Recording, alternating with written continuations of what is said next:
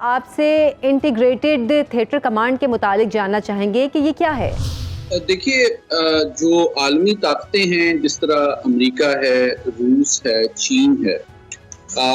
ان کی چونکہ دفاعی قوت جو ہے ان کے عالمی مفادات کے تحفظ کے لیے عالمی سطح پہ ڈپلائیڈ ہوتی ہیں، تو انہوں نے اپنی جو فورس اسٹرکچر ہے اس کو مختلف تھیٹر کمانڈز میں ڈیولپ کیا ہے۔ مثال کے طور پہ امریکہ کی تقریباً 6 ریجنل کمانڈز ہیں جو کہ مختلف براعظموں اور خطوں کو ڈیل کرتی ہے، لیکن ان جغرافیائی کمانڈز کے ساتھ ساتھ کچھ کمانڈز ایسی ہوتی ہیں جو کہ فنکشنل ہوتی ہیں، جو کہ ایک خاص سروس اور فنکشن کو سرو کرتی ہے۔ مثال کے طور پہ اسٹریٹجک کمانڈ جو ان کے ایٹمی ہتھیاروں سے ڈیل کرتی ہے، اسپیس کمانڈ جو کہ اسپیس اور خلا کے جو ان کے کیپیبلٹیز ہیں اس سے ڈیل کرتی ہے، سائبر کمانڈ جو ہے وہ سائبر ڈومین سے ڈیل کرتی ہے، ٹرانسپورٹ کمانڈ جو ہے ان کی گلوبلی جو دفاعی کمک کی سپلائی اور لائن ہے اس کو انشور کرتی ہے۔ اسپیشل آپریشنز کمانڈ ایک سیپریٹ کمانڈ ہے جو کہ اسپیشل آپریشنز کیری آؤٹ کرتی ہے۔ تو یہ دو انداز میں جس طرح امریکہ کو اگر ہم اسٹڈی کریں، ان کی جو تنظیم ہے دفاعی قوت کی وہ کی گئی ہے، ایک جغرافیائی اعتبار سے کہ دنیا کو مختلف خطوں میں بانٹا گیا ہے، اور دوسری جانب ایک فنکشن کے اعتبار سے جس میں سائبر، نیوکلیئر، اسپیس، ٹرانسپورٹ یہ ساری کمانڈ شامل ہیں۔ جب ہم بھارت کی بات کرتے ہیں تو بھارت میں بھی یہ سلسلہ ریسنٹلی شروع ہوا ہے، کچھ عرصے سے کوششیں جاری ہیں جس کے کئی مقاصد ہیں جو پھر ہم آگے ڈسکس کریں گے۔ اچھا، جدید روبوٹک ٹیکنالوجی اور آرٹیفیشل انٹیلیجنس کے اس دور میں تھیٹر کمانڈ کی اہمیت کیا ہے؟ دیکھیے، تھیٹر کمانڈ کی جو بنیادی اسپرٹ اور مقصد ہے وہ یہ ہے کہ جو ایک ریاست ہے اس کے ڈفرینٹ انسٹرومنٹس آف پاور جو ہیں اور ڈفرینٹ ملٹری کیپیبلٹیز جو ہیں ان کو ایک تھیٹر یا ایک جغرافیائی ریجن کے اندر مرکوز اور مجتمع اس انداز میں کیا جائے کہ کسی بھی آپریشن کے یا مشن کے لیے جو کمانڈر ہے اس کو زمینی، بحری، بری، فضائی، اسپیشل، سائبر، انٹیلیجنس اور یہ تمام قسم کی جو دفاعی صلاحیت ہے وہ اس بیٹل سپیس کے اندر موجود ہو۔ تو اس کا مقصد یہ ہوتا ہے کہ آپ صرف ایک سروس تنے تنہا تو جنگ نہیں لڑتی، اور موجودہ جو انداز جنگ ہے اس میں تمام جو فورسز ہیں اور ایلیمنٹس آف نیشنل پاور ہیں ان کا کتنی کامیابی کے ساتھ اور سرعت کے ساتھ ایک ملک ان کو سینرجائز یا مجتمع کر دیتا ہے، اس کا بہت اہم رول ہے جنگ کی حکمت عملی میں، پلاننگ میں اور آپریشنز میں۔ اس لیے کئی ممالک یہ کوشش کر رہے ہیں کہ وہ ایسی کمانڈز ڈیولپ کریں جس میں ایک تھیٹر کے اندر مختلف جو افواج کے دفاعی صلاحیت ہے ان کو بیک وقت ڈپلوائے بھی کیا جا سکے اور امپلوائے بھی کیا۔ اچھا سید محمد علی صاحب، بھارت کو انٹیگریٹڈ تھیٹر کمانڈ کی ضرورت کیوں پیش آ رہی ہے؟ دیکھیں، اگر آپ کا سوال بھارت کے حوالے سے مخصوص ہے تو اس کی 3-4 وجوہات ہیں۔ ایک وجہ تو یہ ہے کہ اب تقریباً 76 سال کے بعد بتدریج بھارتی افواج دفاعی تعاون کو امریکہ کے ساتھ بڑھا رہی ہیں، اور ان کو اس بات کا احساس اور احتمال ہے کہ 1947 سے پہلے جو بھارتی فوج ہے اس کی تنظیم جو ہے اور اس کا سٹرکچر جو ہے وہ برطانوی خطوط پر کیا گیا تھا، جو کہ دوسرے جنگ عظیم کے تجربے پر مبنی تھا۔ لیکن اب چونکہ جنگ کی نوعیت میں تبدیلی آ گئی ہے، نئی کیپیبلٹیز آ گئی ہیں، تو اب نہ صرف یہ کہ تنظیم نو کی ضرورت ہے بلکہ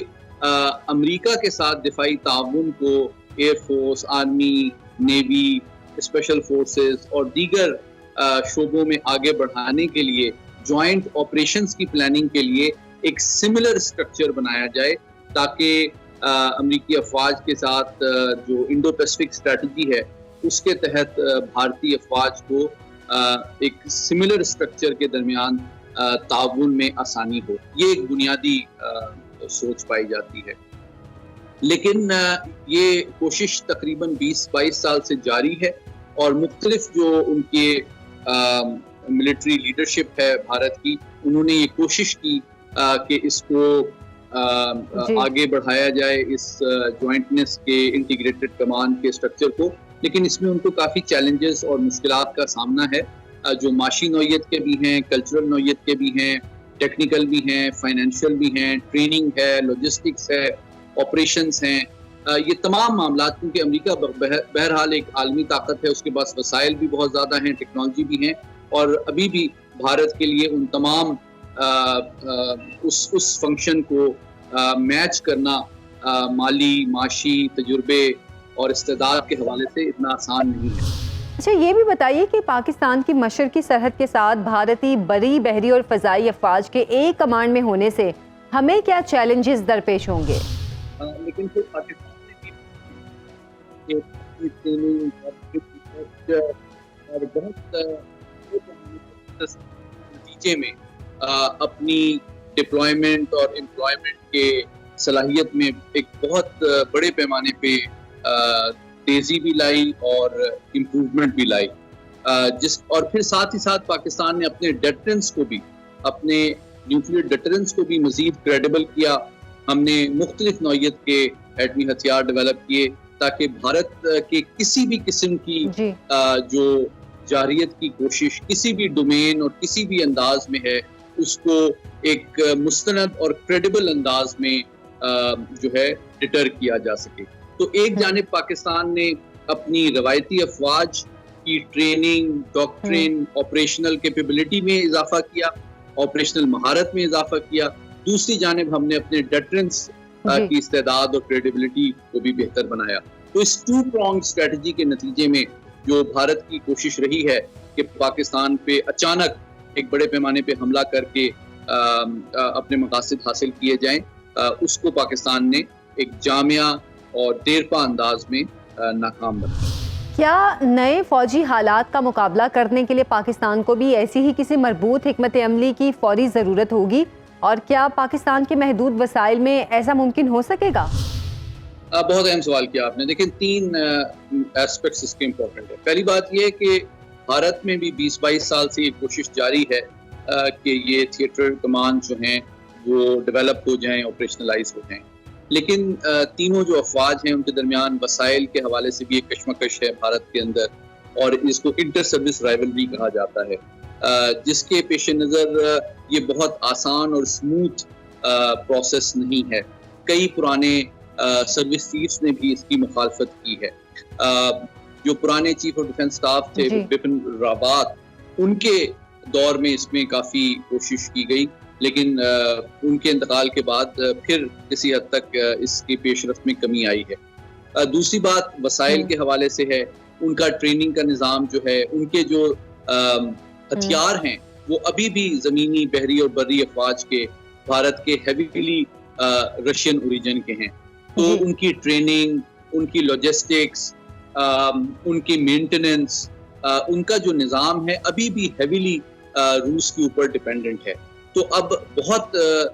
جلدی سے بروقت انداز میں ایک امریکن سسٹم کے اوپر کنورٹ کرنا, جس میں سٹرکچر تو امریکی ہو, جو کمانڈز کا سٹرکچر امریکی ہو, لیکن اس کا ٹریننگ کا, اس کا مینٹیننس کا, ان کی ٹیکٹکس جب تک روسی اوریجن کی ہوں گی, تو ان دونوں کا میرے خیال میں جو ایک اسموتھ جو سنرجی ہے وہ اتنی آسان ہوگی نہیں. تو بھارت کو بہت سے مسائل کا سامنا ہے. تیسری بات یہ ہے کہ جو ان کی آپریشنل کیپیبلٹی ہے, اس کی اندر بھی بہت سارے چیلنجز پائے جاتے ہیں. سیفٹی سیکیورٹی کے بھی مسائل ہیں.